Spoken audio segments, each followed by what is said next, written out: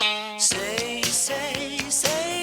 what you want, but don't play games with my Welcome back to the Stockwell Eldridge Show. I'm Jason with Remax. And I'm Dawn with Remax Results. Check us out on YouTube. Barry White is here videographying us right now, and Stephanie's putting Stephanie with Wells Fargo's putting their makeup on. There now, how does great. it look, Barry? She looks great already. Thank you. You guys. So, Melissa, how did you get started in True Perception? So I have only done this kind of work my entire career. For the first 12 years, I worked inside corporate America, so I had CEOs and executives assigned to me to work on their delivery and change management and getting the results they wanted. And I was effective as long as the leader was open to coaching. And when the leader wasn't open to coaching, I couldn't make as big a difference as I knew I had the capability of. So 6 years ago, I just went kind of cold turkey and resigned from a director level position and started my own business. And in fact, next Thursday, June 15th, is my 6-year anniversary in business. Awesome. Congratulations. Thank you. Yeah, that's great. So if you're just joining us, folks, Stockwell Eldridge Show every Sunday, 10 a.m. We have Melissa DeLay here. We had her on a couple times before, so if you go back on either our podcast or on YouTube, you can find her. You'll find all of her information on Facebook under the Stockwell Eldridge Show. And if you are a person who's struggling with communication, in a relationship, in a business, with employees, with customers, with children? Melissa can help. And we were on break talking, and I was just sharing some of my frustrations with other agents sometimes in the middle of a transaction. It can get very contentious. It can start to go south, and you're defending and working and representing your client. The other agent isn't. And sometimes the delivery of an email or a phone call can be very, very sometimes harsh and hostile. And Melissa said, Jason, here's what you need to do. And I want you to share with that because that was very valuable. Yeah. And I have a follow-up question after you explain that. But So what I want you to do is I want you to always be direct. I want you to spill the truth. You have to share with anyone that you're in a conversation with, whether it's on email or on the phone, what it is that is happening that's wrong, that isn't working for you. You have to be transparent and get the news out, but you've got to be considerate as well. Otherwise, you'll get zero results. So if you're upset and you're saying you're screwing this up, you're ruining everything, you're using emotionally charged words, which we've talked about a lot on the show, what you're doing is you're shutting down the other person. And so now you have no credibility. You're not coming from a position of power. You're just irate and you're just name calling and you're sabotaging your own efforts. So you've got to find that balance of making it clear that what is happening isn't for the best. Here's why.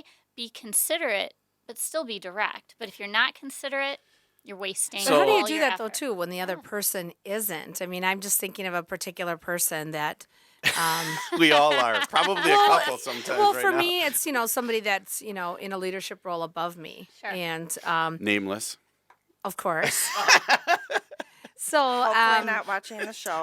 No, just kidding. probably not. But, yeah, it's just, they're a good person, but we have clearly different communication styles. And so... kind of like what you're saying is, be honest or direct or whatever. But if they're just... Be considerate, but direct. Right, considerate. Yes. But if they're the type of person that isn't and they just keep... Yeah, so let me give you a really good example that can be highly controversial. This happened to a client of mine, very young woman who had just gotten a job offer. It was her first time meeting with her boss, and this occurred at a resort. They were at a meeting off-site, and so she was just so happening to meet her boss for the first time. And when she sat down at the meeting, the very first thing he said was, so Stephanie, we'll just pretend her name is Stephanie. Okay. So Stephanie, tell me, do you like to party? Nice. And Wow. she was in an absolute state of panic because the way it came across to her, her perception was, who is this old creeper and why is he asking me, do I like to party? And so she was very uncomfortable. She didn't know what to say. She was caught completely off guard. And so I said to her, tell me what you said to your boss. And she said, well, I didn't know what to say. I said, I mean, I like to have a glass of wine every now and then, but I wouldn't say I like to party. And whenever I cast that net wide to audiences and I say, what do you think? Is that what you would have said? Raise your hand. And everybody pretty much does. Yeah. What else could you have said? And whenever there's a situation where somebody is either being, rough or slamming their fist or being a name caller, like you said, or in this situation where it's quite possibly inappropriate and Yeah. borderline unethical, you're not at the mercy of that person. You don't have to go down the path they're trying to take you. What I would have wanted her to say instead is, I haven't given that much thought. What I have given thought to is the presentation tomorrow, and I have a couple questions. Can I show you the deck? You've always got to reaffirm your yes. You can't be caught off guard in a situation like that. She thought she had to go down into the rabbit hole with him and specifically answer his question. We all think it. Somebody asks us a question, we think we have to answer it. We don't. She could have deferred. Now, let's say he pressed. Right? Let's say he kept pressing and he kept pressing, and the phrase that I gave her wasn't as successful as she wanted.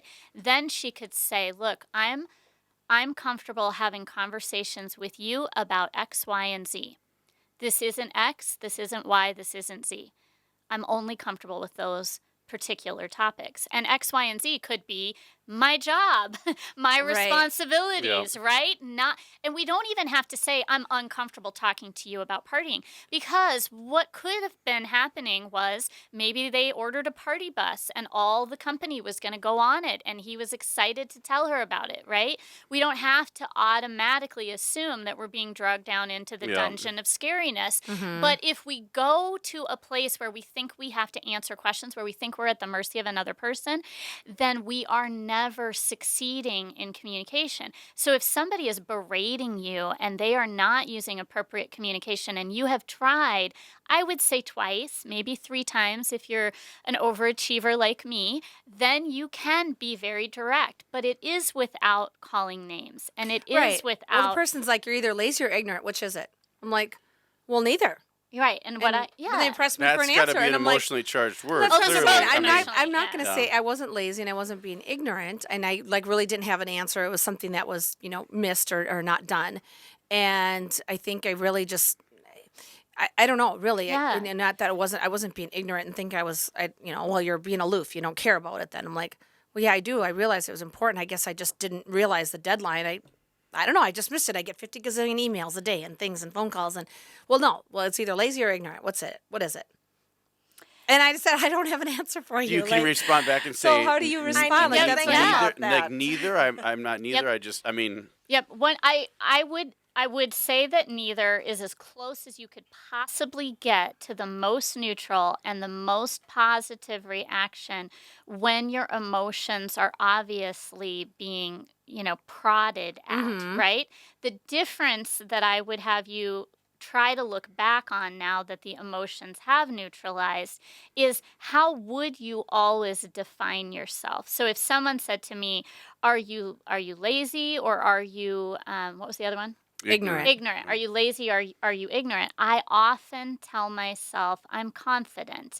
Let me help you understand what happened with this particular. I would say who I am, what I am. Now, when you can't give it that much thought ahead of time, saying neither is the best possible answer. What you need to do in the midst of a situation like that, though, to buy yourself some time, is say, I have about 45 seconds before I need to get on a call. Let me give you a couple points to ponder, and then let's revisit this as soon as my call is over. And I don't care, Stephanie, if you have to pretend that you need to call me in 45 seconds, right? And the reason I want you to say 45 seconds instead of in a little bit or in a while or I'm almost ready to get on a call is because that's so nebulous that it doesn't feel to your listener, or in this case, your attacker, like you really are on a deadline. So I don't say a few minutes. I say Specific two and a time. half minutes, 6.5 minutes I have to be at a meeting. And this helps you with those long-winded talkers and Yeah. people who want to go on and on about how everything in the world is wrong. But you always want to reaffirm your yes. And with somebody that is occurring with often, you're going to have to create a message and go in proactively and say, here's the work environment that I need to be in order to be successful. These are things I'd like to see for us to do. What can I do to help make sure that's going to happen? And that's good. I kind of did that, and I just said, and I'm not an excuse maker. I just said, I don't really have a valid reason. I don't know. I just won't, and it won't happen again. I just said, I apologize. I didn't get it done. I missed the deadline, and I apologize. It won't happen again. And then he was just silent. I'm like, okay, so can we get on to something else now? I mean, how many more times are you going to make me say that I'm, ignorant? What do people? So the lazy? leaders, when you go to the leader who was asking the question about do you party, and leaders like Stephanie's talking about, they really need your help because leaders do not have the best communication because they just think. I'm like, if let's say he or she's running It's a their company. style. Hey, I'm running the company. they need you should it. know what I'm expecting. You should know what to do.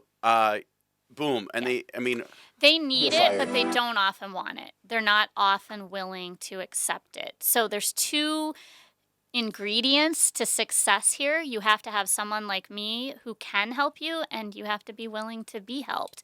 And not everyone is at a loss. Most leaders have good intentions, and they are only misstepping. But a leader that we're talking about here that would ask an inappropriate question or that would use emotionally charged words like that and call you names, that's a different kind of leader. And yes, they need help, but they often won't accept it. well, and not to defend that situation, but they're probably looking at it like this was very, very important to me. How do I get you to realize how important it is to them? But we'll get back to that when we get back, folks. Melissa DeLay, True Perception, the Message Maven. Stay tuned, folks.